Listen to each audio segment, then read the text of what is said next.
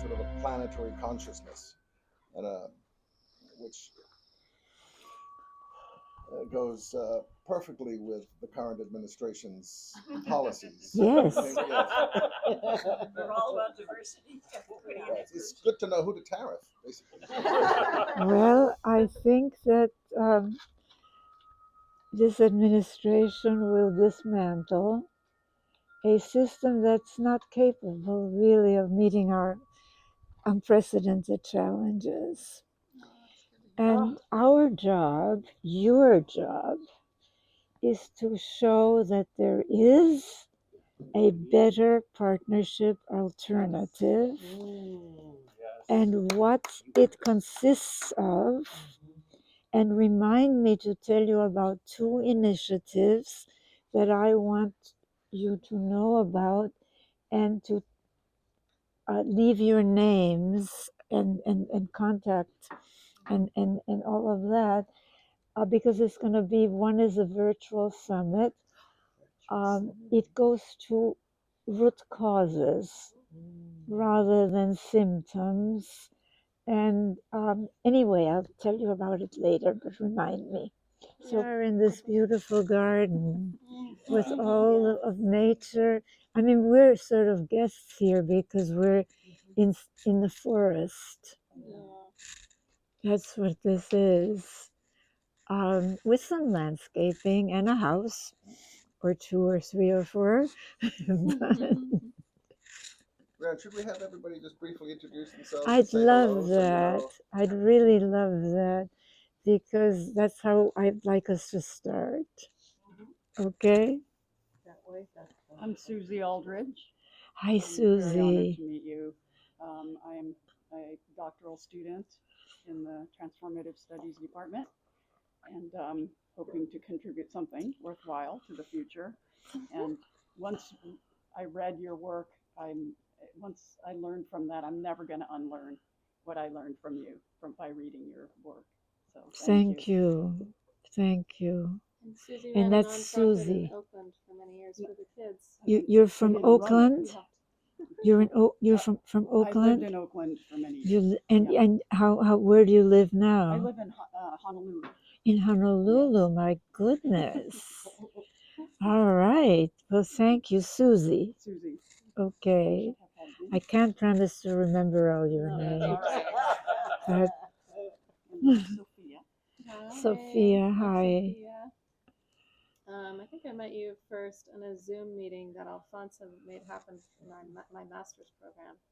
And I brought one of my favorite books of yours. Oh, Nurturing Our Humanity. Yeah. Because it really inspired a new focus and direction for where was I going to situate my research in now the PhD in Transformative Studies. Great. So I have two little kids. I think I might have been pregnant when I was on the Zoom with you. And just everything you've written has been so inspiring. Alfonso was mentioning earlier, you kind of state the domination paradigm the way it is, and then you offer new possibilities. And not everybody does that. So, I think maybe I'll look at my questions, because I'd love to ask you a couple things later. By all means, Sophia. That sounds... And where do you live? Well, I'm from Oakland, but right now I live 2 hours north in Santa Rosa. In Santa Rosa. Well, thank you for coming. Honored. Yes. My name is Jeremy Tennell, and I'm a PhD student in the Transformative Studies program at CIS. And I read your book, The Blade and the Chalice. Chalice and the Blade. Chalice and the Blade, a long time ago.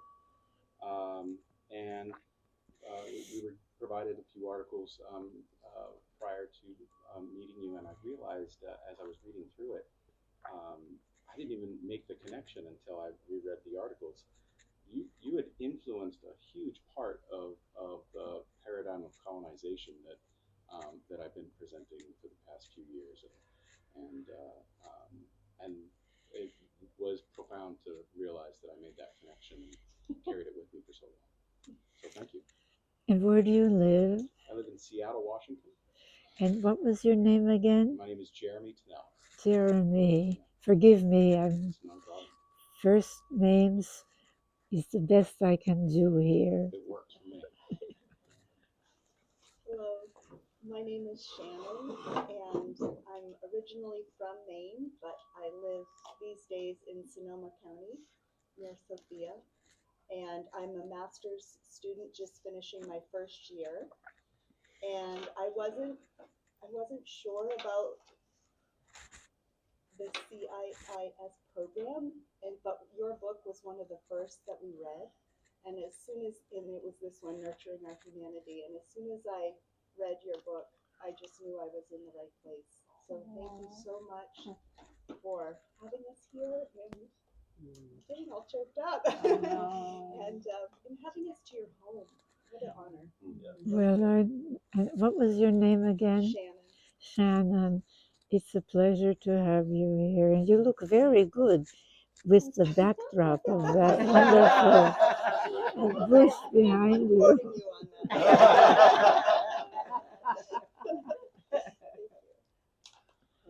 Hi, I'm Oliver, and I have a good friend whose perspective I respect a lot, and she reads voraciously. And at one point, she made a list of her favorite books of all time, and yours was in the top 5, and that's when I read Chalice and the Blade. And really grateful to be here with you, and grateful for the model you've given, and not just these ideas, but in how to think. I think is what a real transdisciplinary perspective and a weaving of knowledge that is very empowering to me. So thank you. Well, thank you. And remember that I am counting on all of you to really spread this new, not so new actually, this paradigm. Thank you, Oliver. Yes. Hi, I'm KimOahn. I was first introduced to your thoughts 30 years ago when I was a doctoral student in Alfonso's program. Reading Chalice in the Plate for the first time, I felt like you gave me the language to something that I intuitively understood and wanted to live by. And having a framework and the language enabled me to talk about it and share with other people. It made a deep impression. Currently, I am co-facilitating this class with Alfonso. I'm also teaching another class that I use a lot of the articles that you have written, and always they're the one that the students have the deepest discussion and resonated with them a lot. So thank you for opening your home for us to be with you in this moment and hear your thoughts, share this day with you. Thank you. Thank you. And will you repeat your name? KimOahn. KimOahn. Thank you so much. And I love your hat. Hi. I'm Karen. I'm not a student in this class. I'm here with my wife, and we're from Central Oregon. And I had not been exposed to anything until Sunday afternoon. We were driving, and Shay said, I need these 2 articles read. And so I read your 2 articles, and I said, Shay, can you please ask if I can come along to meet you? Well, that's lovely, and I'm so glad you came. And what was your name again? Karen. Karen. And thank you for joining. What were the 2 articles? The compass articles? Whatever Alfonso. Oh, the ones that I sent were they were both called Human Possibilities. Yeah. So one is autobiographical, and one is sort of a short version of your most recent book. Oh, well, I'll send you and for everybody some more recent ones. Terrific. Ooh. Thank you. Because I'm beginning to learn how to write short, like Mark Twain said. Don't have time. Remember what he wrote? He said, I don't have time to write you a longer, a shorter letter, right? And that's really where I'm at. But what was your name again, please? Karen. Karen, thank you. And yes, Shay. Yes, I am in the second year of the master's program, and we grew up in patriarchy, religious patriarchy, and when I read your stuff for the first time, the first year of the program, it just made everything make sense. Like everything I've struggled with and why it was so hard and what I can move to and what we could move to. And it's made a huge impact in my life. I'm so glad. I think we need this new frame so badly. Yes. And Shane? Shay. Shay. All right. See, I told you. That was very close. Thank you. Thank you. That means a lot to me, what all of you are sharing. Hi, Hi. I'm Sadie Soltanova. I currently live in Oakland with my two ragdoll cats and my partner. I'm in my last year of transformative studies. I read your work last year through my program, and I'm so honored to be here to see you in person and see this paradise-like place. Yes, beautiful. It's beautiful. Thank you, my dear. And what was your name again? Sevi, S-E-V-I. S-E-V-I. Where are you from? Russia. From Russia, my goodness. How long have you been here? In California since 2014. Since 2014. And in the United States? 2007. Well, welcome. Oh, who am I? Yes, I'm who are Debbie. you? Hi, Debbie. Originally from Boston, Massachusetts. Oh. I graduated from the doctoral program at CIIS. Been doing work with the International Leadership Association. So I came back to get my second master's in the leadership program. And I've read everything that you've written that I've been exposed to, I've read. I even had the partnership book with me so that you could sign it, but I'd be I left it at delighted home. to. I left it at the Oh, hotel. well, I'll tell you, I can, I'll find, if you remind me, Okay. a pasted Ooh, okay. in a closet somewhere. Oh boy. And no, I think I know where they are. If you do find that, I would like one as well. And I'll sign a whole bunch of pasteds. Oh my goodness. Wow. And I'm honored to be here and blessed. This is just, it's almost like meeting, a higher power in some ways for me, Well, So, I think I found my calling. And I feel like a conduit for this. okay.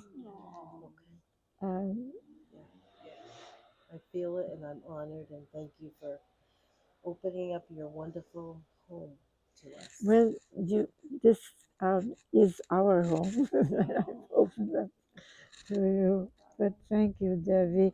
And it's the International Leadership Association that I've Association. been doing some work with presentations and workshops and this kind of thing. It would be good to have a presentation by you. Okay? Okay. We did one. We did a partnership presentation with Karubo, remember?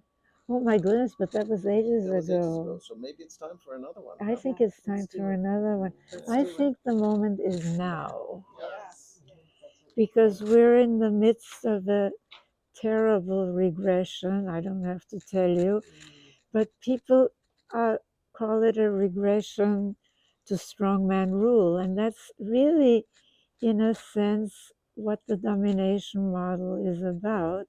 I mean, women certainly don't count in that model. We are, according to both Marx and Smith, the work of caring is coded feminine, And caring for people starting at birth is to be done for free by a woman in a male-controlled household. And that is one of the four cornerstones identified by this method. And maybe I should start a little with the methodology because I think it's important. I was exposed to systems analysis before the word became an everyday misconception. Because how can you really talk of systems analysis leaving out family and children and women? I mean, that's the majority of humanity. And since they were confined to family in the domination worldview and are supposed to be content, and many women are brainwashed, as you know. This is not an issue of women against men or men against women. And I'm delighted that there are men and that there is a men's movement now but gender is one of the foremost cornerstones. And somehow we have to change the socialization of just about everyone, quote, progressives included, to feel uncomfortable, as if somehow talking about gender uh, is, is something that really shouldn't be talked about. And it has to be talked about. But it has to be talked about as gender, not as women against men or men against women. In it, if and I'll get back to that. But the methodology, which is what I want to talk to you about, of systems analysis, is called the study of relational dynamics. And if you remind me, I can send you, because I'm now working on archives and on legacy, of course. And you, I mean, are very heartening to me in terms of legacy, because we absolutely must have another frame, another paradigm to understand what is really going on. Now, the study of relational dynamics focuses on relationships, which is interesting, isn't it? Because everything, how we relate to ourselves, how we relate in our intimate family and other relations, sexuality, etc., how we relate to our, quote, Mother Earth, our spiritual relations, our international relations. It's all about relations, isn't it? And the partnership domination social scale is what's revealed by the study of relational dynamics. Now, what does it focus on? It focuses first on what kinds of relations does a particular social system support or inhibit, which none of our conventional categories do, as if relationships weren't important, right? And indeed, relationships are secondary in domination systems, right? But the other thing that it focuses on is the relationship between the key components of social systems. Now, This is very important because we don't focus on the key components in our conventional analysis. The focus is on politics and economics as conventionally defined, okay? Where there are winners and losers in politics and in economics. But we don't focus on what we know. See, everything is very fragmented that we're taught, isn't it? I mean, so you get tons of news from neuroscience, but you get it in sound bites. So, but what does really neuroscience tell us? Those of you who have Nurturing Our Humanity know that that book draws very heavily from neuroscience, but it connects the dots. And that can only happen through this methodology, which is the study of relational dynamics, which is a true whole systems analysis. Now, if you look at our website, our CPS website, and you go to media, which is on the top of the home page, you'll see some graphics. And I think in our age, spreading those graphics is a good idea on social media again and again and again. You know, you don't have to tell people something new, just change a word here or there. But if you look, I mean, I have to change the graphics to point out two things. That one is that in the graphics, you know, it starts with family, right? Economic and social organization that is either top down, dominator, power over, or as you move in that scale, it's always a scale, it's not an ideal system. You come to the partnership system where you have more equality, more mutuality, more accountability, starting in the family, but also in economics, because this whole argument about capitalism versus socialism is actually a distraction, because both challenged some traditions of domination, but they both perpetuated what I call the hidden system of gendered values.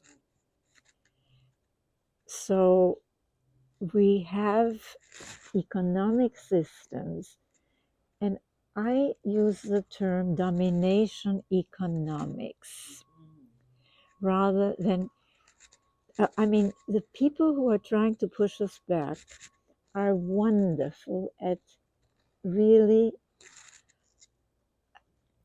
wordsmithing.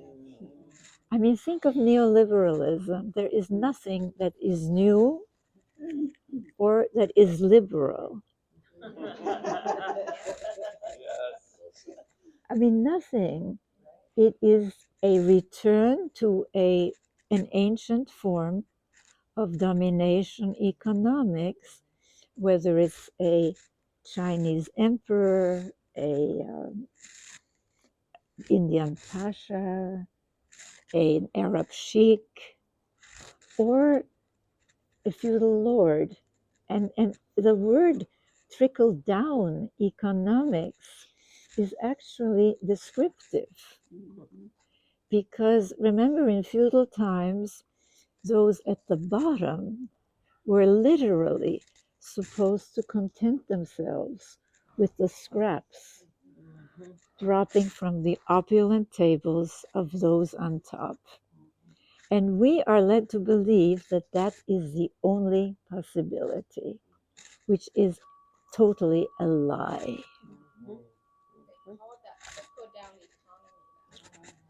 Yeah, I mean, it's obscene, isn't it? But people, I learned very early on, and this is all in nurturing our humanity, to identify with those on top, even if they cause them pain, and to deflect their fear, their anger, their rage against the out group.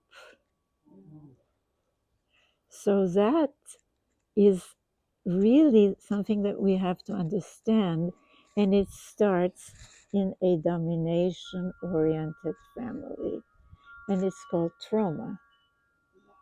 And the trend towards recognizing how traumatized we really all are to some extent, because domination systems are trauma factories, starting in families, but continuing through economics, the lack of investment in caring.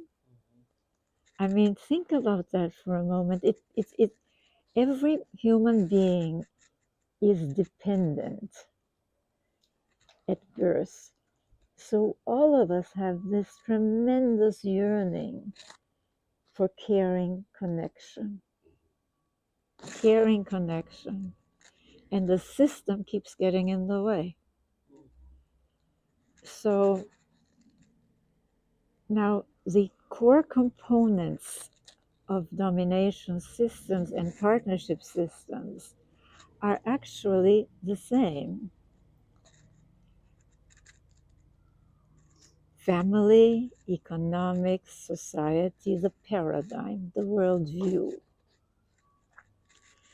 Gender is woven throughout this because what do children learn in a family where, according to domination worldview, women, well, difference, beginning with the difference in form between female and male, is equated with either superiority or inferiority, dominating or being dominated, being served or serving. They learn to equate all difference with that. So it's the source of all in-group versus out-group thinking. And we learn this before our brains are fully formed, much less our critical faculties. So leaving out family keeps us where we are.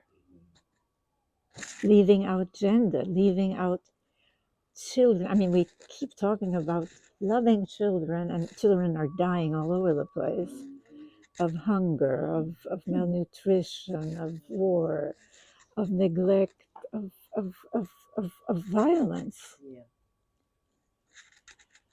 So this is really about connecting the dots, isn't it? And it is interdisciplinary, and this is why you're attracted to interdisciplinary studies. And young people really want interdisciplinary knowledge.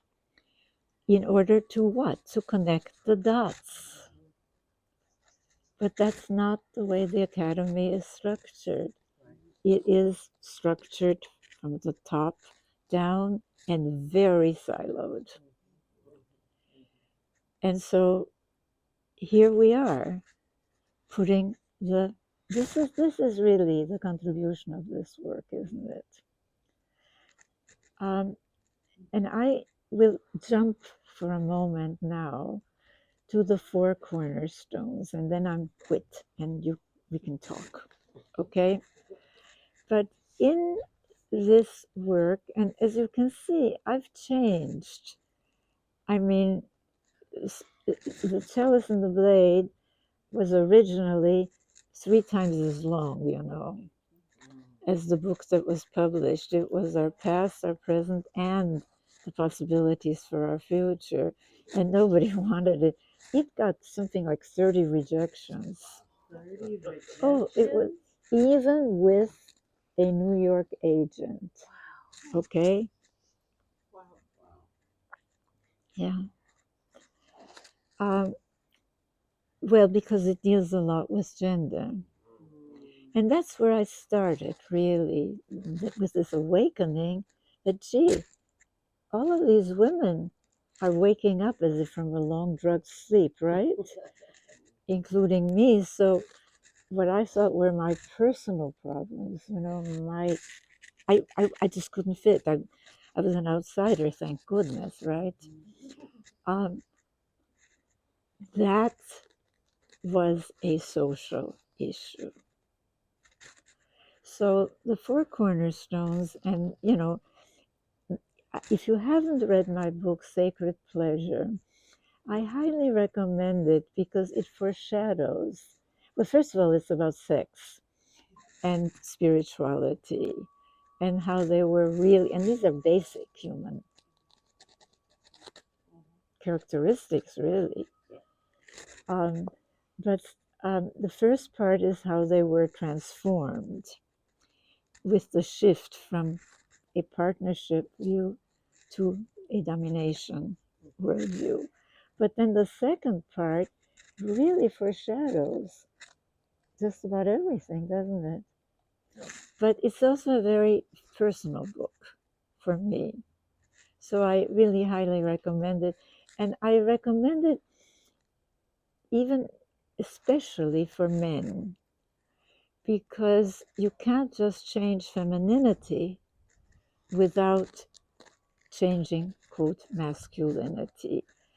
Notice, and we're moving towards the four cornerstones, notice how rigid the gender stereotypes are in domination systems.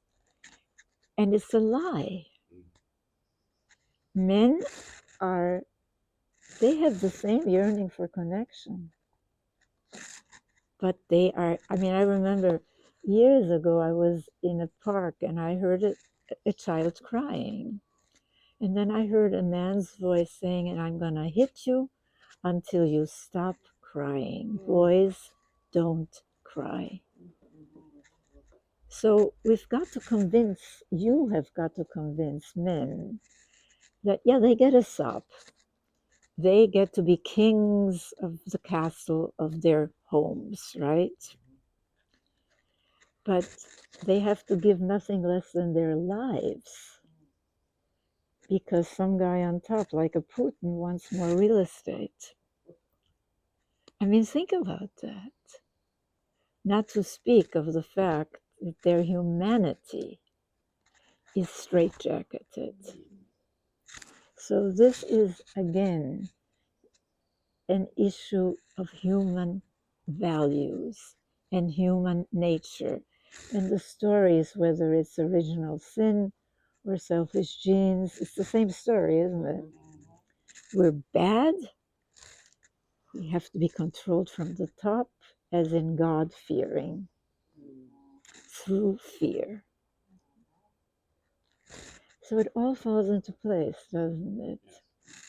But the problem, and again, this is really central to the four cornerstones. And one of the articles I will send to you is based on, we are trying to dismantle the domination system without connecting the dots. So, whereas those pushing us back have a very integrated worldview. And it consists of the 4 cornerstones: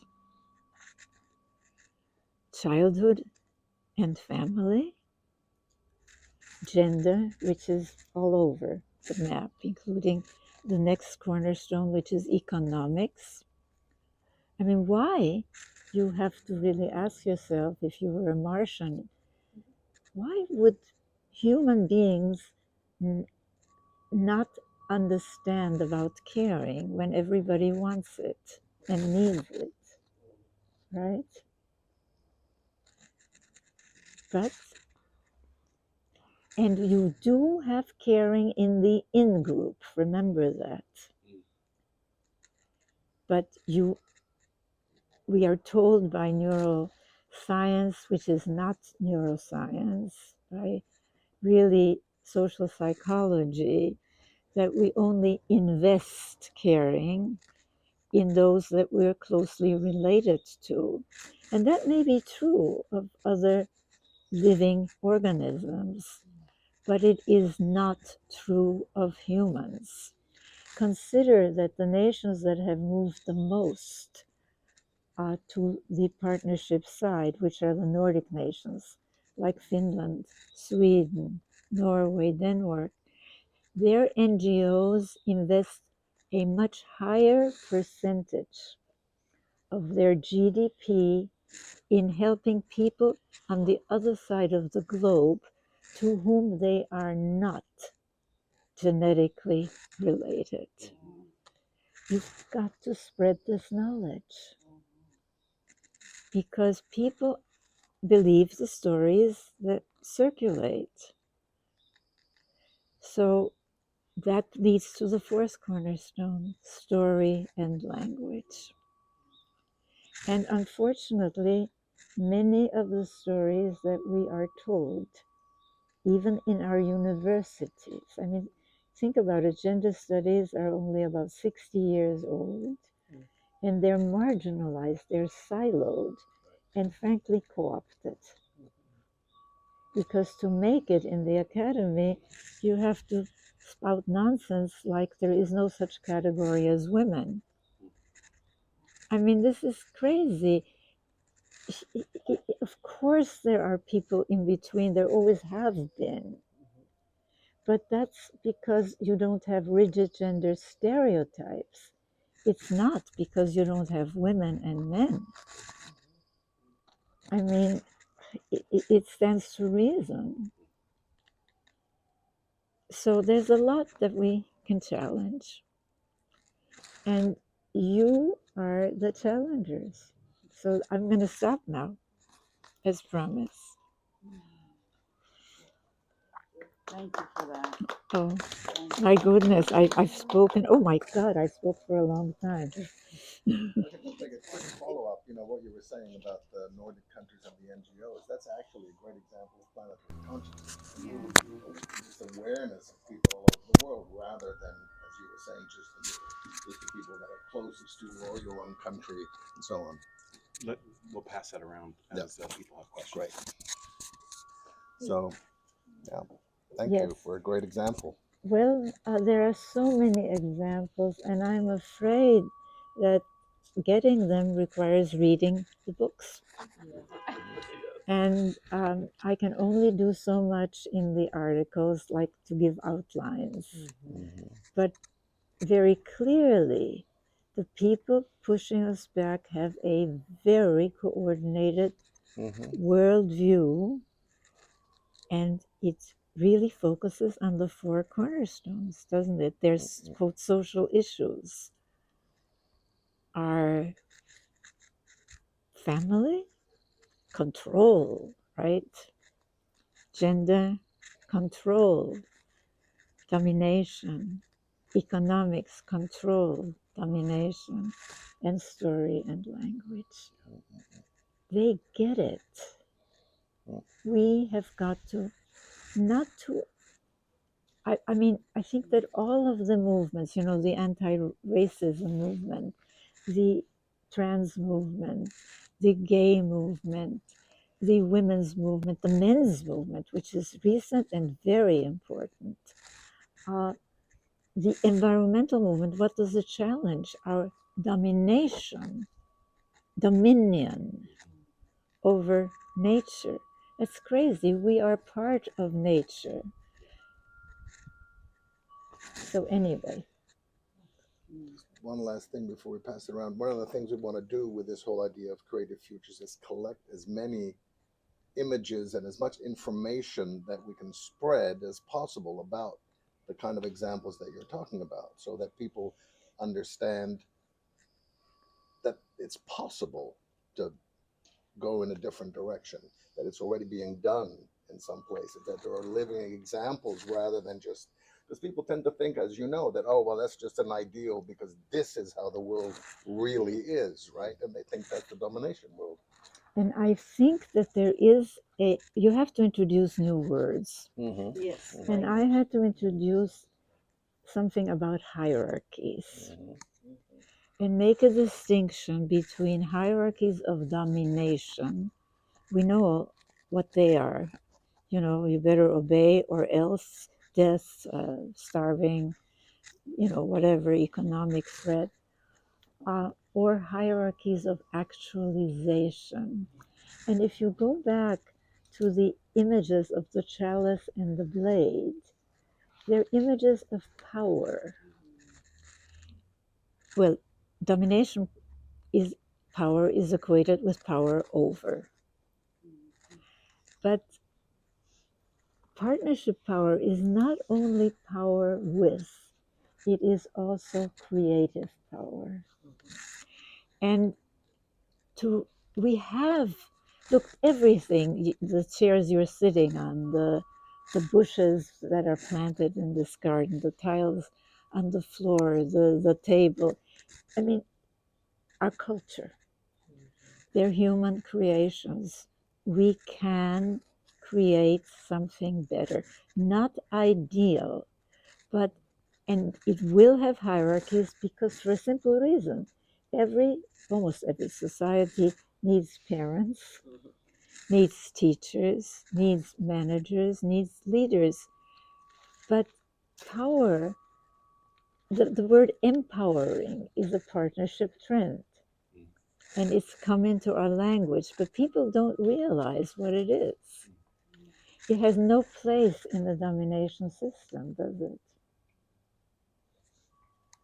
So it's up to us to help people have a different paradigm and to know that it's possible, not ideal, but it's in development all over the world, really. And it's up to us, isn't it? Yes.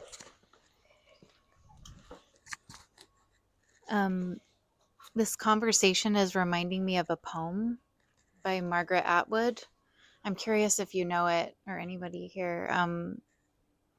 The animals reject their names and things return to their origins. Wait, can you talk louder? Yeah, it's by Margaret Atwood. And the title of the poem is The Animals Reject Their Names and Things Return to Their Origins. And it's essentially about the natural world rejecting Adam naming them, and it ends with the word dominion, rejecting dominion, and how, I mean, she writes it so beautifully. It's a very long poem, but I don't know if you've heard it. I know, but send it to me. Yeah, I'd love to share it. Yeah. Send Okay. it to Alfonso. And that, but you see, to emphasize only on the environment, our natural environment, it's important, but it is part of a whole world view. And that's what it is related to gender. After all, we call it Mother Earth, don't we? I mean, why? Why would we do that? Because woman does give birth, woman lactates. Our earth supports us. She's our Mother Earth.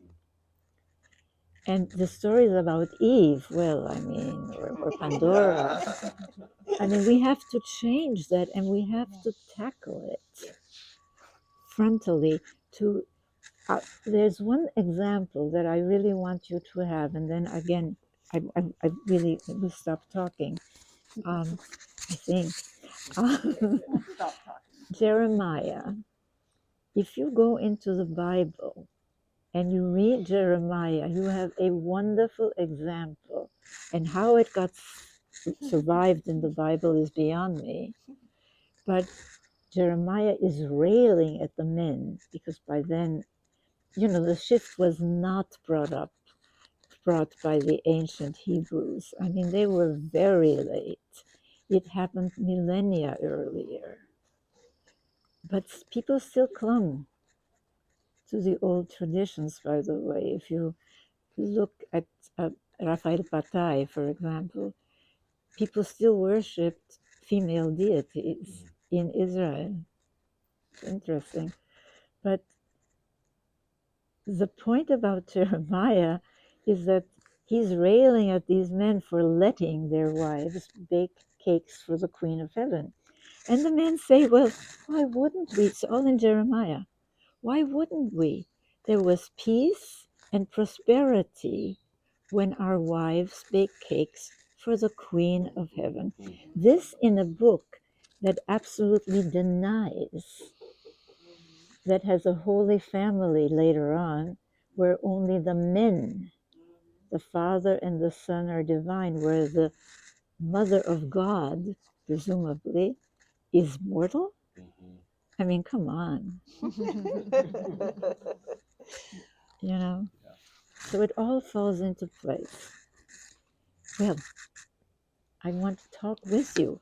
Sophia, I was scratching my nose. I'm not ready. You have but you had questions? questions. Okay. She answered a few of my questions already. Oh.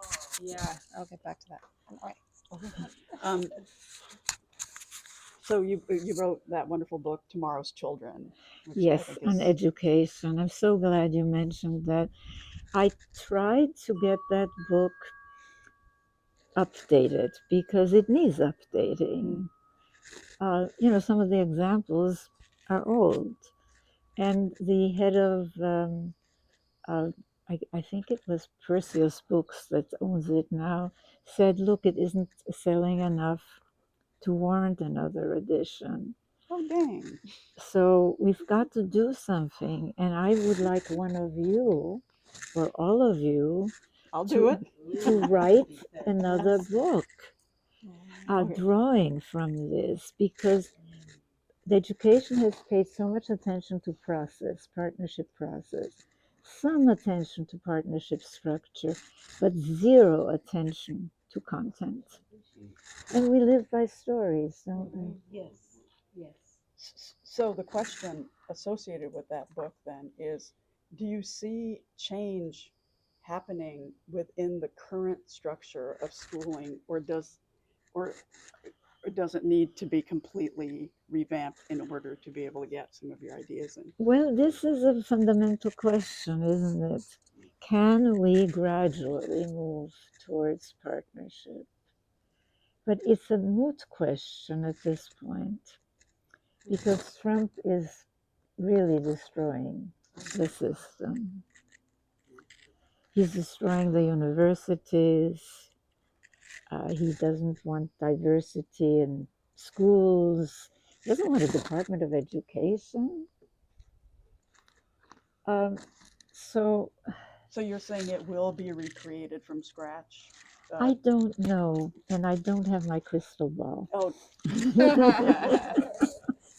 Yeah. I don't know. I want it to be gradual, but I know that some things, I know what our job is. It's to change the worldview and to show that we moved towards partnership for millennia in our prehistory, that the stories that were told about human nature, and especially about woman and man, even the Jungian archetypes, I mean, think about it for a moment.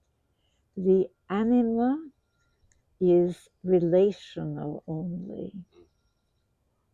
She's either man's temptation or man's inspiration. She doesn't have an ego, does she? So as far as I'm concerned, it took me forever to develop an ego. I don't think that's the problem. We're barking up the wrong tree. A healthy ego is what we need. Yes. My question is about pace, I think. And you say can we move gradually toward partnership? And we see this total disruption and fast-paced change being thrown in and the system being destroyed so fast. How can we move faster toward partnership? I think that it depends on that, it's the boxes in your head. You've seen that cartoon. Something can reach most people. Some are hermetically sealed, like Trump and Musk. They're very, very, very traumatized men. Yeah.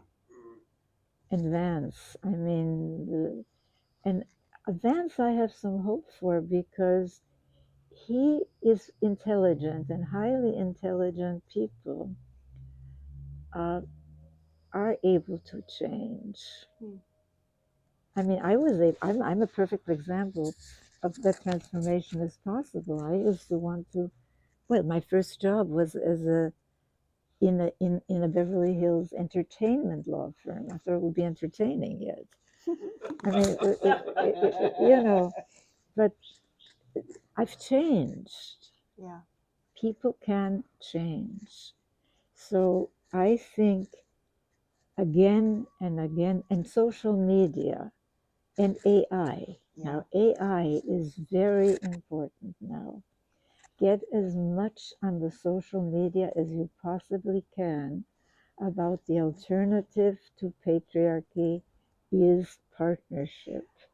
That was one of your graphics on your website that blew my mind. The opposite of patriarchy is partnership, and I think we should make a sticker and just go around and That's a great idea. stick That's that. a wonderful idea. Can I Yeah. put that on a water bottle? Yes. Okay, sorry. People keep handing this microphone back to me because I have been, She's been talking about asking these questions all week.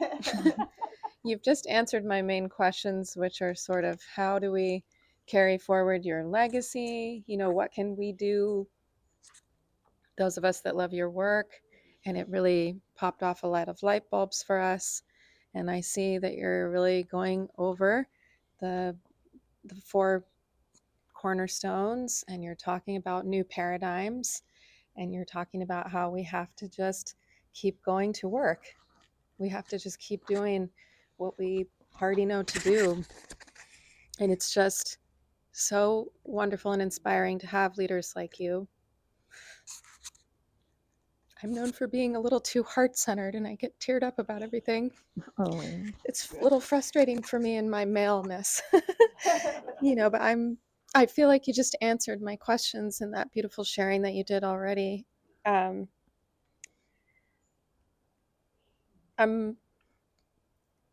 and I didn't want to put too much fear maybe in the space, because as a new mom, not only did the kids really inspire me to get back on the path of making a difference, but I get caught up in my concern that we're not, sounding off the alarm enough,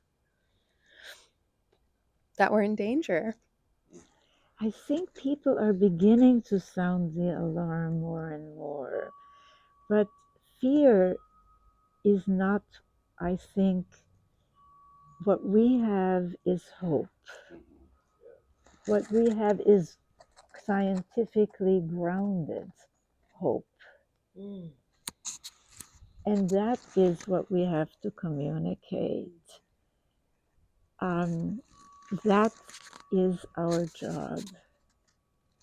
That it's possible, that it was our original direction, that it's a lie about more technologically advanced societies not being able to move this way, that it's a lie about the Nordic nations who themselves call themselves caring societies, but who avoid gender, who don't really see the connection.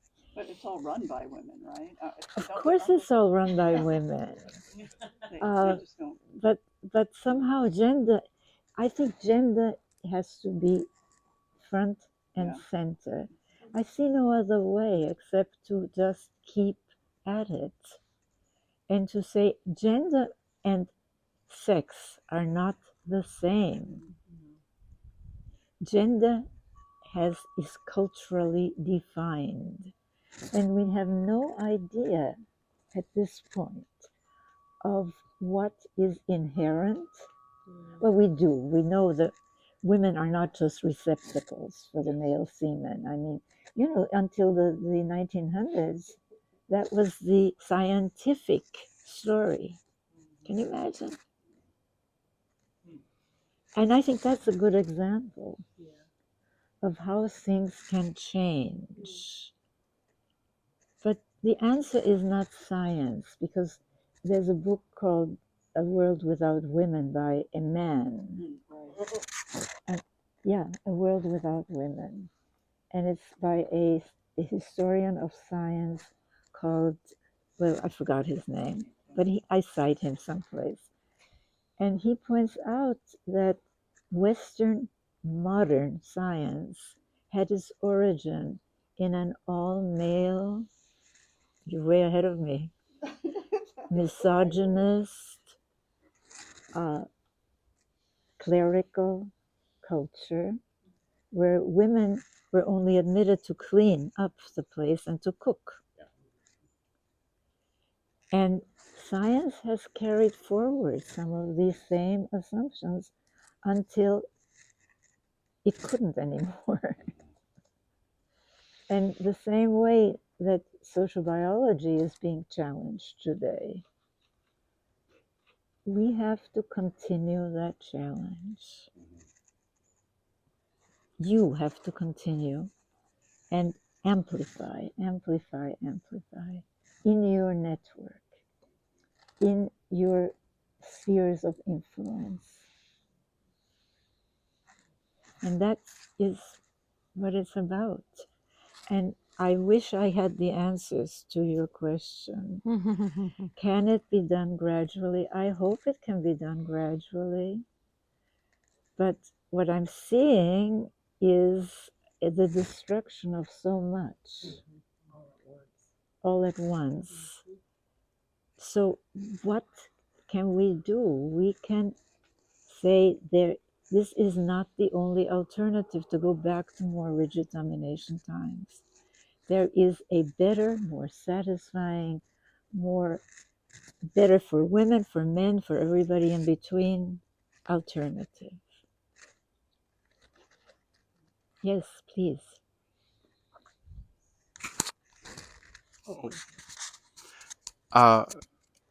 So I wonder if I could add into the perspective and then get your thoughts on it. So this idea that we're in this place, this space right now where things that we might hold dear are being torn down. It rises fear in us. Yes, of course. And I wonder if maybe, and something I contemplate a lot is there a bigger source of flow and energy beyond all that binary? That and there's two things that I think about a lot. The first is this idea that all things spiral into being and back out again. That process is holistic. And the second is that all things move from void to singularity to binary to complexity to binary to singularity to void. And so I wonder if maybe this moment that we're in, where just months ago, many of us were in a position of trying to tear down the system that wasn't working, and now we find ourselves in a position of defending the same system that doesn't work. And I wonder if maybe leaning into that higher flow, that higher source, that that all things spiral into being and spiral back out again. That maybe what we're seeing in this is the dismantling that we wanted. Well, that's exactly it. I mean, Trump is globally, not just in the United States, dismantling the old system. Now, there are trends in that old system that are anathema to him, but that's not the old system. The anti-racial. I mean, let's tell a story. If you look at the major social movements of since the last 300 years, when the Industrial Revolution got into high gear and the disequilibrium, I draw a lot from chaos theory and nonlinear dynamics. Now, all of these movements challenge the same thing, and this is an example to really publicize tradition of domination. The so-called rights of man movement challenges the so-called divinely ordained right of men, of kings, to rule over their court subjects. The feminist movement challenged the still so-called divinely ordained right of men to rule over the women and children in the court castles, a military metaphor of their homes. The anti-colonial movement, the abolitionist movement before that, the anti-racism movements of all kinds challenged the so-called divinely ordained right of a, quote, superior race to rule over a, quote, inferior one, all the way to the environmental movement, challenging man's once hallowed conquest and domination of nature, which at climate change, but it's not just climate change, it's also nuclear and biological weaponry. Yes. Threatens to take our species to an evolutionary dead end. So all of this is connected to one thing, shifting to a partnership system from a domination system. So I think your instinct is right. I'm not so sure whether that sequence is actually, that's what science tells us. And I have become, that two physicists last year got the Nobel Prize for showing entanglement, interconnection. I would rather deal with that. It's a powerful concept. Yeah, because we are all interconnected. Yes. And we are interconnected. Like the environmental movement, I've been thinking of writing an article showing that the focus on the environment is very important, on biodiversity, on regeneration, on not the loss of so many species, etc. But it is part of a larger system of domination. Yes. And we cannot, I said this to the United Nations General Assembly on a panel I was in, and it was like a voice from Mars, I think, talking to these people, saying you can't just tack on harmony with nature, which was the theme, Bolivia sponsored that session, to a fundamentally imbalanced system. It won't work. Yes.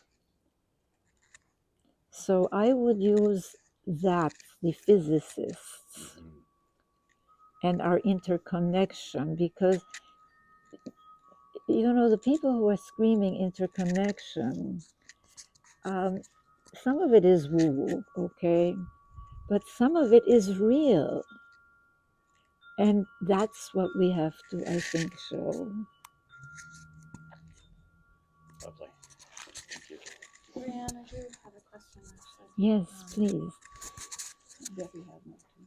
Oh, here, Debbie. It's okay. Who are some of your favorite other authors? You just named some physicists or Well, people who are working activists. We know you love Alfonso and his work. Who are doing good things right now? Maybe just off the top. well, I'm so focused on the change in paradigm. I think that Gary Barker, for example, who says he was influenced by me, he's the head of Equimundo. The men's movement is very important, but as he says, he is having a lot of difficulty in reaching the men who need it. And I said to him, well, you've got to prove to them that we have the evidence that for thousands of years we oriented in this direction, and you have to show them how bad that domination system is for them. But his focus on carrying men is very important, I think. But it's nothing if you don't also focus on gender fluidity and if you don't focus. So there are many, many leaders of various movements, but they don't realize that they're part of a partnership movement. What we need is a partnership movement, one movement.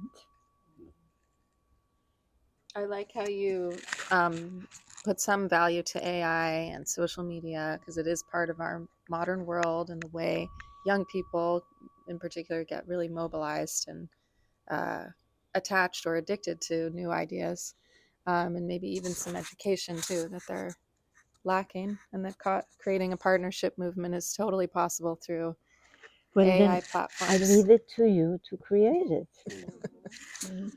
because I'm not going to be here forever. Riane, you're in the sun. Do you want to move a little bit? I think that I would like to change. How about sitting here? All right. Thank Taller you. seat. Yeah, I think that would be good. Move Ooh, the seats. yes. Move the seats. Oh, do you want to be Yeah. on this? No, I'm fine. I'm Okay. fine. So for me, it's language. Say that all of a sudden, we start talking about the partnership model. And as we're seeing every day, there's words that people can't use anymore. So what if partnership, what will we do or what could we do when partnership that word is no longer accepted? Remember, there's so many words we can't use now. Diversity, we can't use inclusion, all of that. So what do we do? But we can use partnership. That has not been put on the old list. For now, what for I'm now. asking is, what do we do when that happens? Will we have we're talking about language, so See, partnership is a word that has been co-opted. okay. It has become a synonym of joint ventures. And that's not how I meant it. As an attorney, as somebody with a legal background, at a time before it became a synonym for just cooperating. I mean, and there is cooperation in nature, but that's not the only thing. I mean, you have to pay attention to these four cornerstones. Okay. Language is a very difficult thing. English has some trends towards partnership language. They, she or he, she/he. But if you look at the Romance languages, it's a disaster because the plurals, well, you know that, Alfonso. I mean, the plural. I mean, I have this wonderful woman living with me who's Latina, And she says, El bebé, to a girl that was just born to her daughter. And I bite my tongue because she's very Catholic. She doesn't realize that her pilgrimage to the Virgin of Guadalupe was a pilgrimage to a very ancient goddess figurine. It is difficult. I think that we have to point out. Okay. And I have an article that I should get published with a woman called Sandy Hart. Sandy Hart? Yeah. Okay. On language. I think that that's an important piece, and I would like to get it. My outlet has been Compass, which is the official publication of the professional futurists. But they have a word limit. Okay. And that article is too long for that. But language is a real obstacle.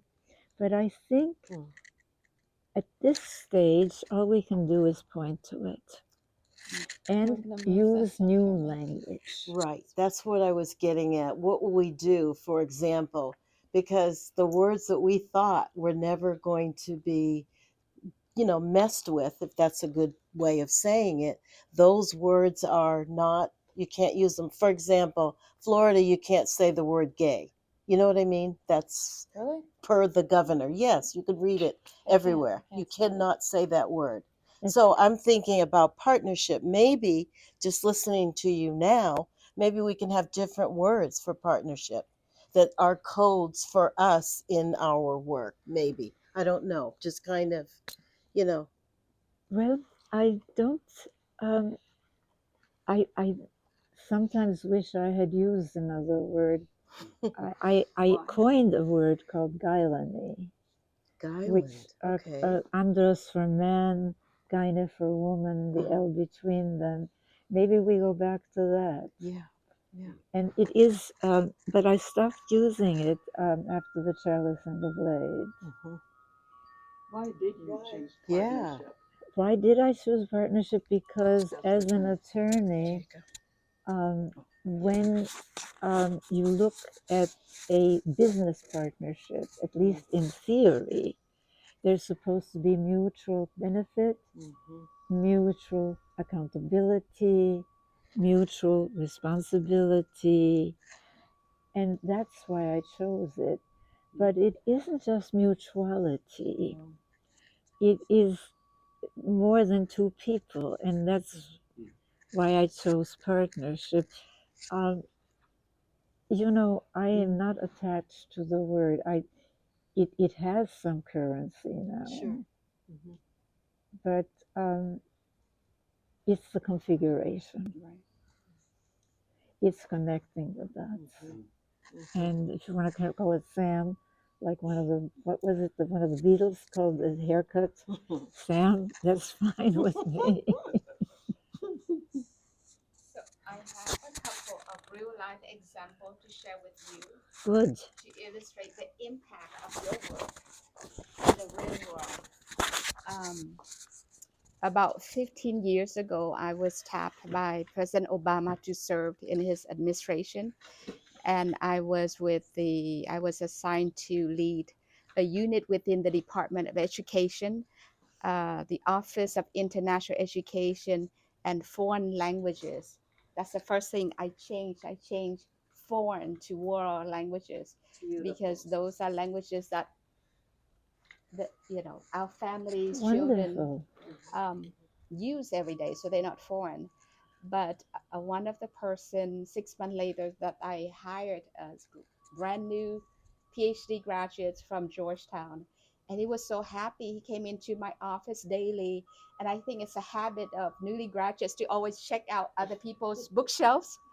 And he saw Chalice and the Plate, and he said, "Oh, my wife has that." And so a few months later, my husband and I were invited to their home for dinner, and he introduced me to his wife, who worked for the State Department. And we just clicked. We talked a lot. A few months later, she invited me to come over to her department, State Department, for a meeting. And afterwards, she said that she felt uncomfortable with the way things were going. That was when Secretary Clinton was in charge. And one of her phrases that she used a lot was, when you uplift a woman, you uplift the whole community. And so her project that this team was tasked to design and work on was to identify young women from different communities in areas that were identified as hotspots of the world. Women who have been active in their own communities, trying to work and uplift their own communities and bring to United States for a summer to develop skills so that they can become leaders when they went back. So the discussion that I was part of, they were talking about the curriculum. They identified public speaking skills, advocacy skills, fundraising skills as things that they want to work with these women from these countries. And this person who invited me, she said, I understood that at a certain level, but I felt that it's not the right approach. So I asked her, what's in her heart? Why is she saying that? She said, well, we're inviting them to come here and we think that we know what they need. So we started talking, and the terminologies and language from Charles in the Plate came out, and we talked and we said, okay, so how can we approach it? How can we help this team understand what we were trying to do? So she just made copies of chapters and handed out to people.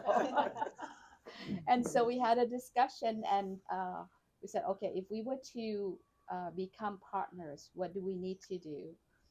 One of the things that they sort of having to ask for more funding was to identify young women in graduate school across United States universities to be partners with each of these women. Another concept was that you cannot just pick one person from each village. You need a critical mass to come back and work together, so at least 2 or 3. And then also, instead of having a curriculum designed, we asked them, what is the issue that they want to resolve, and how do they see themselves doing that? And then from that, they would the American partners would say, this is what advocacy look like in our hometown, you know, the young American women say, and this is how we do fundraising. And they would say, no, this would never work. And said, so what? So that dialogue, that partnership was what helped the program that very first year become very successful and continue for 2 more years until Secretary Clinton resigned to run, and we know what happened after that. But these were issues that were real to them. I remember being invited for the last meeting each summer where these young women stood on the stage, presented their project, talked about the skills that they developed and what they're going to do. One woman talked about the young girls in her village. One of their jobs is they have to wake up early in the morning. They have to take these jugs to the river and fill with water and bring it back. They have to fill the water basin of the family before they get to go to school. And this young woman said, by the time, you know, that used to be my job, that I finished that, I was too tired. I got to school and I fell asleep on the table. I didn't learn anything. And I didn't want that for the next generation. So people asked, so what is your plan? And even before she started talking, the American said, well, that's not fair. We have to work with the families to make sure the boys are stronger. That's their jobs too. They can help. She said, no, that's the women's job.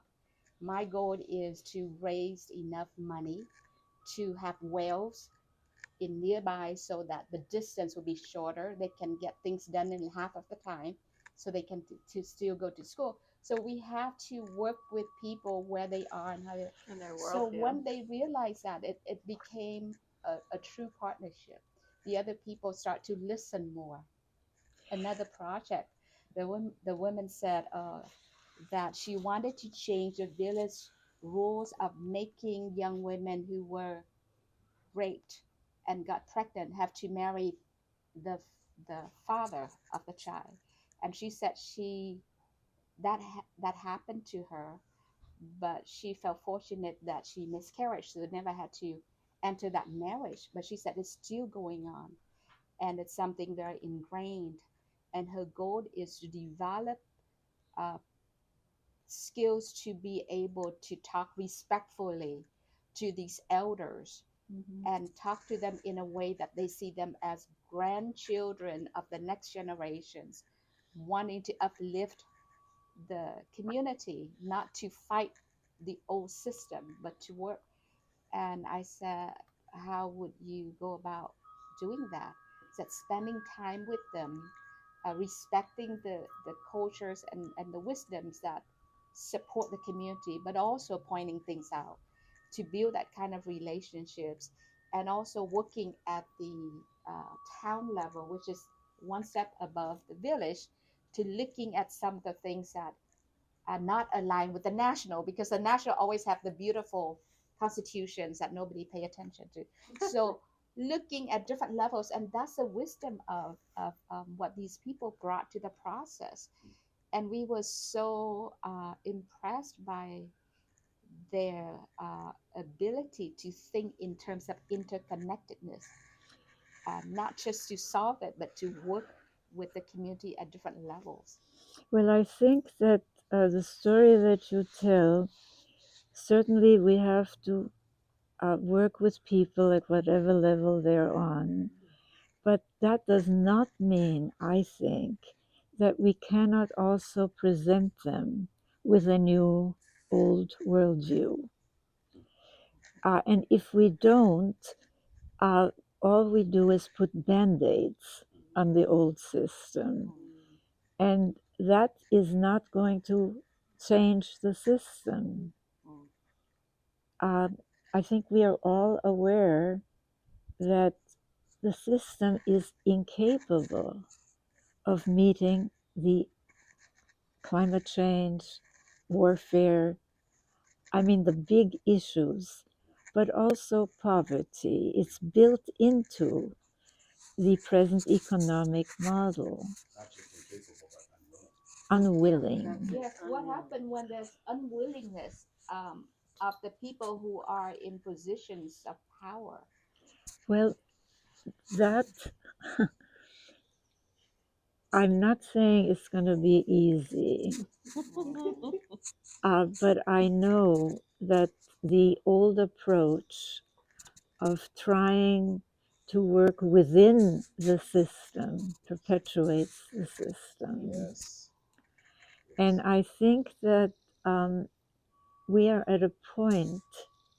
All right, in my book, The Real Wealth of Nations, which deals with economics, I have a chapter that talks about intra-household economic distribution. Now, mind you, economists don't talk about that. It takes an outsider to look at that being the problem for women. Do you know that there are studies in Brazil, for example, showing that $1 in the hands of a mother is equivalent to $10 in the hands of the father, not because men are bad, but for the welfare of the children, okay?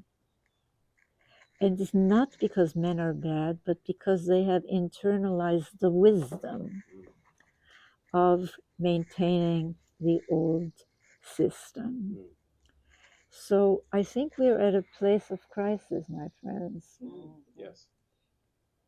Where wherever possible, I agree, you work with people where they are, but at the same time, without a new paradigm, without an understanding, why don't economists talk about intra-household economic distribution? What do you mean by that? What happens is, how are resources distributed within the household? You know the difference that this makes? And it has to do with childhood, with gender, with economics, and with story and language. Okay? So I think that we underestimate people sometimes who have a position in the household or in the community of power.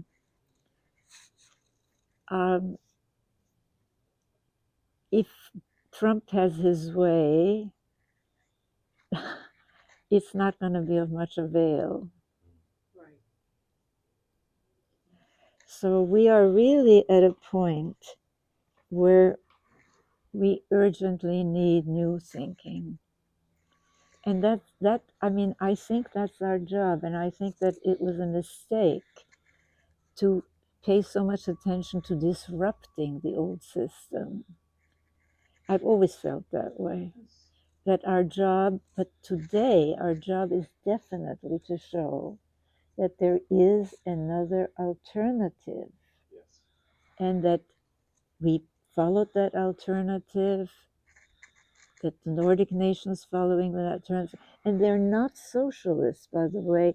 Did you know that they have a very healthy market economy?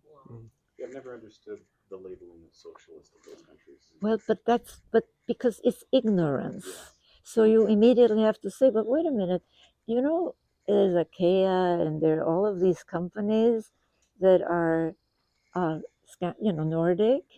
I mean, they have a very healthy market economy precisely because they have more, quote, feminine, caring policies. So, if I may ask a question, Please. so I was born into and raised in evangelical Christianity that was God. focused on Christian nationalism, and early on, I remember our church joining Moral Majority, and the Seven Mountain Mandate was something that was part of my life, and I became a Baptist minister in my pre-transition life, and that was part of what we did, even though maybe it wasn't always labeled that way. And since I'm kind of new to this, but I haven't seen something that encapsulates and drives them trying to take on the media, the entertainment world, and do their own movies and make their own law schools. And they had a 50-year agenda that was accomplished, but it's driven them, that movement, to this moment of Donald Trump, and who is telling the story that concisely that it could be repeated in thousands of churches every Sunday. He's a genius this very traumatized man is a circus barker. Yeah. And a very successful one. Yes. Had an entire lifetime of it. But you are a good example that it doesn't work with everyone. And it's peeling off the people who can hear it, who are not, Eve is bad, and that's because that story has all the clues, doesn't it? They live together in harmony with each other and with nature until a male god said you can't even think. When I was a kid, I always wanted to know, in the Bible, and this is a story you can use. It says, henceforth, woman shall be subservient to man, remember? And I always wanted to know, what was it like before the henceforth? It was Lilith. It wasn't Eve. But nobody wanted to talk about that. And I also wanted to know, why would woman ask advice from a snake? You don't usually do that.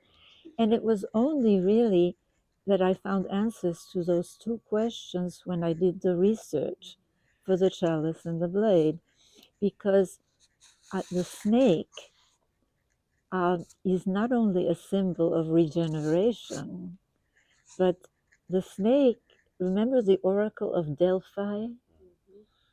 That was already after the shift. She was a pythoness working with a snake, a python.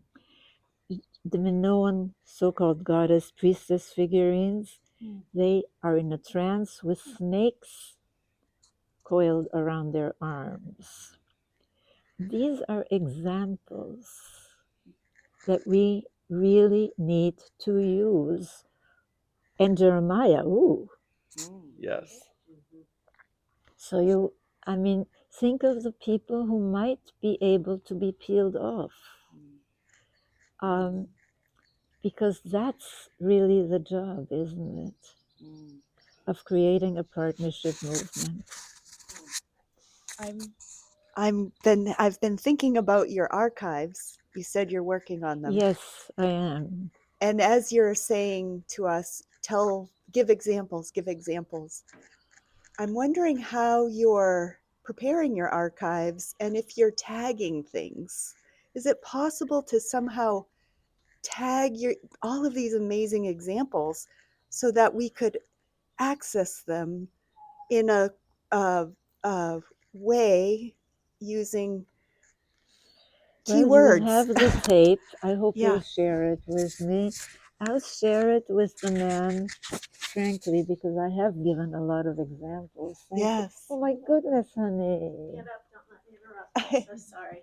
Come and sit down. Actually, I'm gonna just. This is go my in. daughter. Hi. Hello. Come from Los Angeles to keep me company while. Hi. I'm out of here. I'm gonna go inside. Okay. All right, my darling. Oh. I think that this is. It's open, my darling. Did you want the door open? No. I didn't know it was. I think you're right that we need examples. And you will have the tape.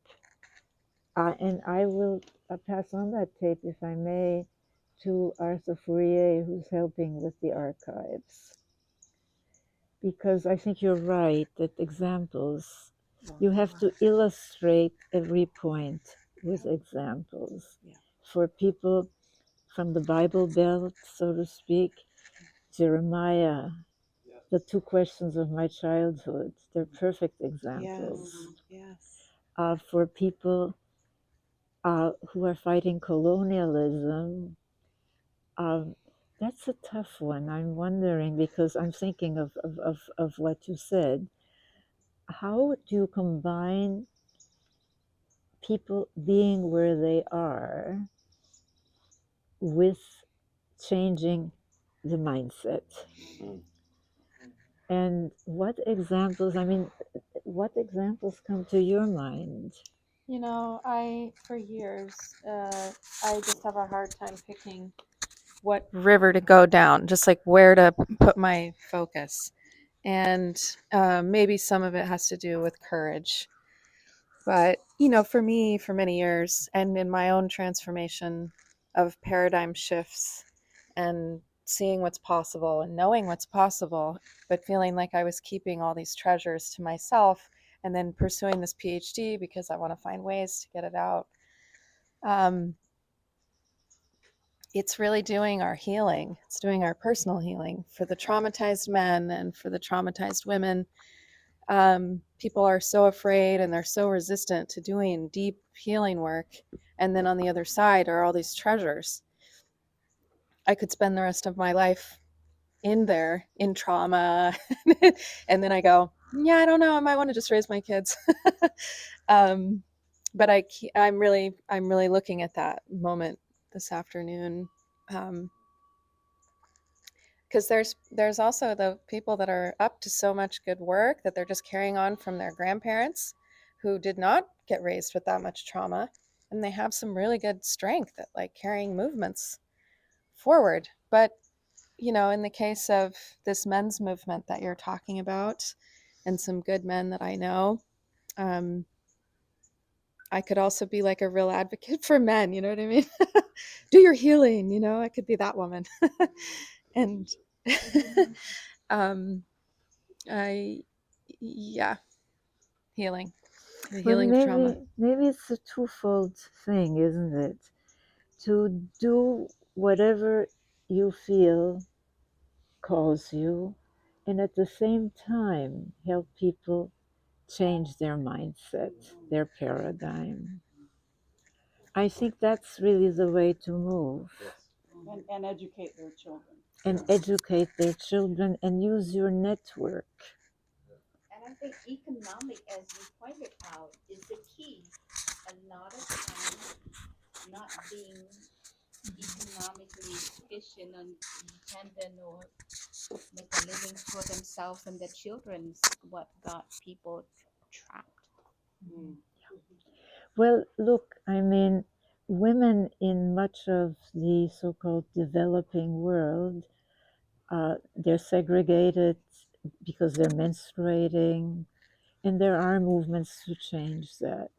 But at the same time, let's point out that that's a piece of a larger whole, which is that there's something wrong with women.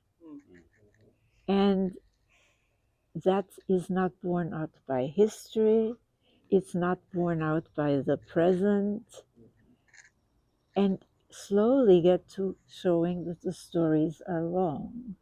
Yeah, if I could just point out here that I think we know that there's something wrong with men, and we've known it for a long time. And most of us here are women. And CIS, very strong DEI had, will continue in some form or other. 85% of the students are women. And there's talk of recruiting everybody, faculty, students, not men. That's Men interesting. are never addressed. Nobody ever says we should get some more men in here because it's 85% women. And I think that's a real issue. Yes. And I think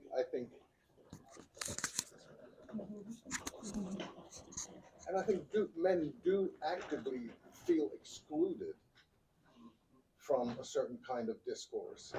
Well, and they are now going, you know, I talk to like smart young men at CIS who within 5 minutes talk to me about Jordan Peterson. Interesting. Right? But the question then is, who, if you want to put it this way, on our side should they be looking at, right? And they don't really know. All right, then Equimundo is an organization founded, but the whole men's movement, really. The men's movement is now the manosphere. Yes. Well, unfortunately, and it's Tate, and it's that's what it is. All of these. And the thing is, that itself is a self-defeating worldview for the majority of men and boys to believe that 80% of the women go for 20% of the men.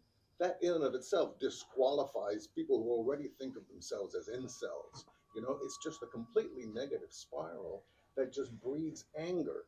So desperately they need an alternative to that. Yes. Well, this is the point that you're making.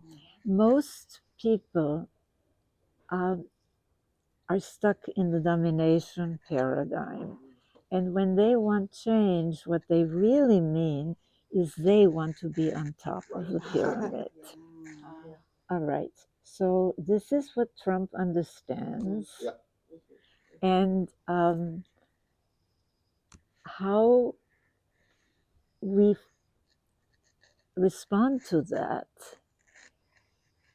is by showing that there is another alternative. I mean, that is the only thing I can think of. So it's not either or, but both and. Yes. And I focus on the specific issue, but also on the connecting the dots. Yes. And I think it's so important that we not only show an alternative, but we have to invite in. Yes. You know, rather than push out or call out or right. We have to invite in. It's I love, I know it could cause all kinds of problems. I love men's groups just as much as I love women's groups because I've been blessed with many of them. I'm always blessed. Thank you for being surrounded by powerful women, nurturing and activism and doing something about things. But I've noticed so much beautifulness comes out of men that have a core group of friends that they get together and play poker with. Over the years, they play music with them. And I'm sure everyone would freak out at CIIS if you offered a men's group of some kind or a course around men's studies.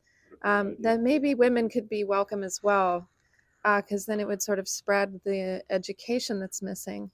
That could be, and it would be a partnership course. But for whatever reason, and it's funny that even I feel like I'm not allowed to talk about it because it's men and I'm not that, right? I love men's group. It's so nurturing. I think men And they need it. I think It seems. they do need it, and I think men are actually desperate for women to recognize it. Yeah. They're desperate for it because we're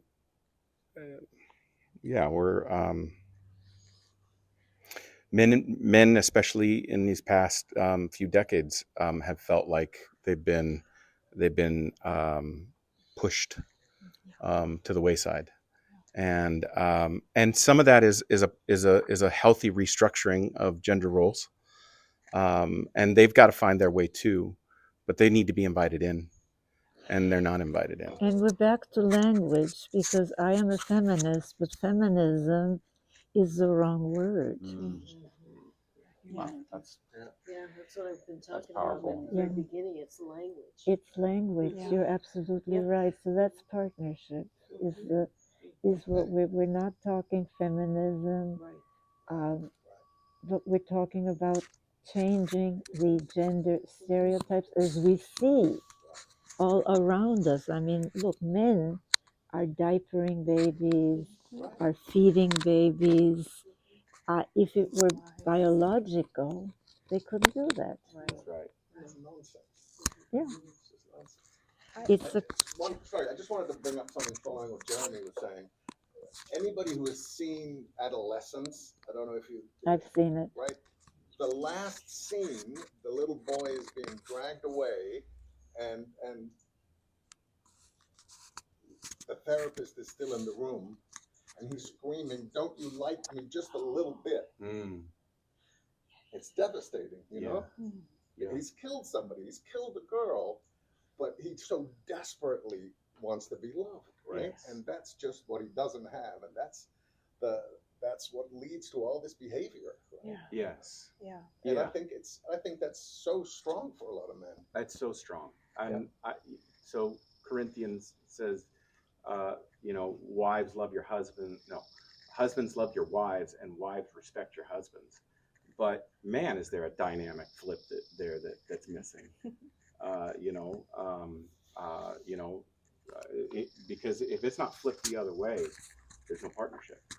Well, you can say to people that there are many feminisms, but the term itself is a product of the disempowerment of half of humanity. Yes.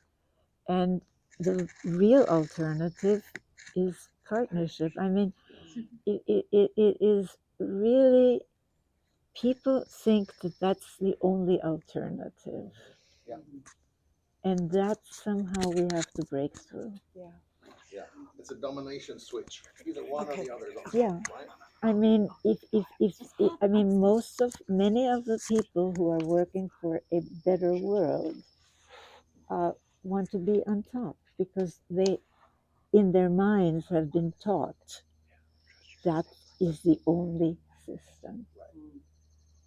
And that is not going to help anybody because just switching, but even the Hegelian thing says that, and he's wrong.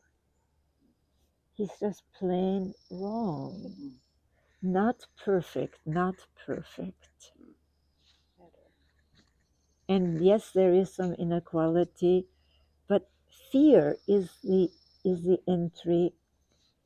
You don't have to be as afraid, I think.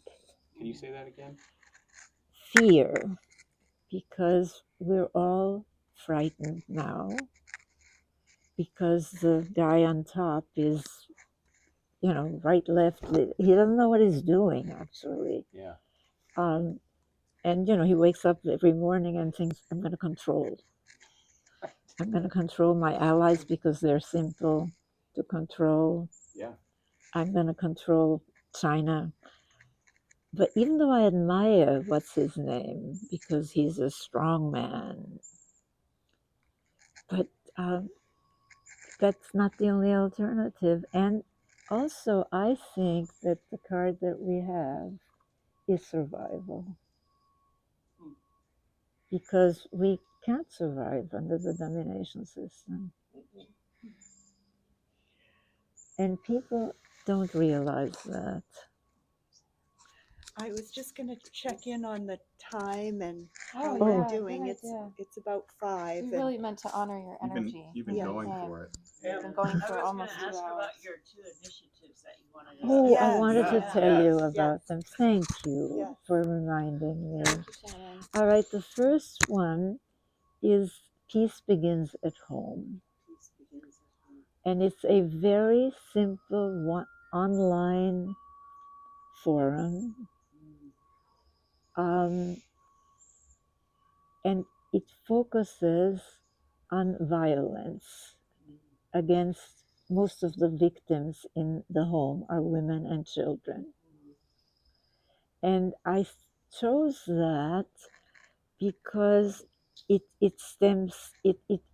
encompasses all the 4 cornerstones. I mean, the old story, you just walk the guy usually around the block and, to do it again, right? And then now we've changed. But now we are, as Vance said, a little violence in the home is okay. And, only somebody really traumatized like Vance would say that. So, one of our board members, Gina Miltaldu in Ireland, has a PR agency, and she's heading that. And as soon as we sort of get some speakers, and we're just at the beginning of the organizing, it's on October 29, which is when it's during the months of ending violence, ending domestic violence, which is, speaking of language, we have to change domestic violence to violence in the family. Yes. Family violence. And that is one of the goals. Just changing the language. Because domestic violence, well, too bad. But family violence, well. That doesn't sound great. And the other is an idea that another woman from Ireland, Melanie, has had, which I love, which is a contest, but it would have $1 million prize, and who has that money? So if any of you know people who have lots of money, point them this way, because what we need are for creative people. We need new stories, desperately, and new language. And who but people who are in the visual arts can reach a lot of people. So this is the contest. Have them all read all of these books. And, a prize that's big enough should motivate them. Maybe not $1 million, but a lot of money. Yeah, so 100 million. I like $1 million. Go for it. But we need one major donor for whom $1 million is nothing. Yeah. So think about that. Okay. The So fundraising expert among us. you are an expert? A fundraising expert. Well, listen, we need you. And may I put you in touch with both Gina and Melanie? Yes, please. I'm sorry. Yes, yes, I would love that. All right, so will you send me Yes. through? Yes. Okay. Okay. And tell me your name again. Shannon. Nichols. Shannon Nichols. Yes. All right, so that's what we need. Okay, I'm on it. And really, there should be enough funding $1 for million that. is that Nothing. we just have to ask 10 people. That's it. Yeah. We'll get one if we ask 10. There's a Two if profession we ask for you. for 20. Good. We'll get two if we ask That for sounded 20. super pro. Boom. Yeah. All right, well, listen, if you can do that, that'll be a step. Okay. And again, both of these initiatives are very much connected to the four cornerstones. Yes. New story, gender, which it's a no-brainer, but you can't see it, can you? Because we've all been taught something else. That is, I remember, and I'll close with with some of that. Much of my, you wanted examples. When I first got involved in enlarging the scope of human rights, and I wrote the first article on human rights for the Human Rights Quarterly, by the way, and it's somewhere in our, somewhere. I've got it. You've got it? Yeah.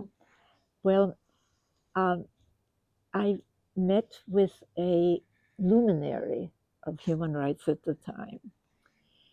And I was trying to include something that has since been included as a human rights violation, which is genital mutilation. And he said, well, yes, but we have to deal with the important things first. Torture. And I said, but that is torture. That is torture. Nothing. Nothing.